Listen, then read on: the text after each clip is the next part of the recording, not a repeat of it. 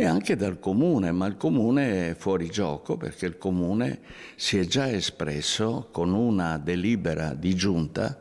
a dir poco disgustosa. Conferenza stampa organizzata nella sede udinese del Consiglio regionale da parte dei comitati contro il paventato progetto di costruzione di un polo logistico nelle campagne tra Villalta e Corniolo in comune di Porpetto. Una diatriba tra gli stessi e la locale amministrazione comunale che si protrae da tempo. Le rassicurazioni fatte in calce dal sindaco non convincono i comitati porpettani, che vedono ancora una volta questo lembo di ruralità friulana deturpato e invaso dal cemento, creando l'ennesimo spreco dopo l'interporto ferroviario di Cervignano, la terza corsia della 4, la variante stradale tra il Casello e la zona industriale a Ossacorno, senza dimenticare il progetto dei treni ad alta velocità e capacità. Giunta che ha dovuto fare marcia indietro poi di fronte alla sollevazione popolare e lasciare il passo alla Regione, la quale Regione oltretutto si è mossa in tempi brevissimi con il consenso assoluto della maggioranza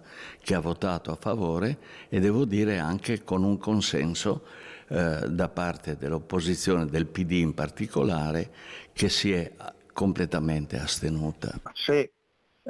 Tibaldi è informato su questa cosa, io in realtà la circostanza non la conosco, non ne sono informato. A stretto giro risponde il sindaco Dri, da noi interpellato, che rimarca come il progetto di costruzione avallato dalla regione, secondo i comitati, sia solo fantasia, anzi non sarà mai fatto, visto che l'area non è omologata per questo tipo di insediamento produttivo e altre proposte saranno valutate senza alcun tipo di preclusione ideologica. Secondo il primo cittadino, il promotore del Comitato per la Vita del Friuli Rurale tende ad alterare a modo suo i fatti, come ci fosse un centro occulto di potere che da dietro le quinte tiri i fili a suo piacimento. Si parla veramente del nulla,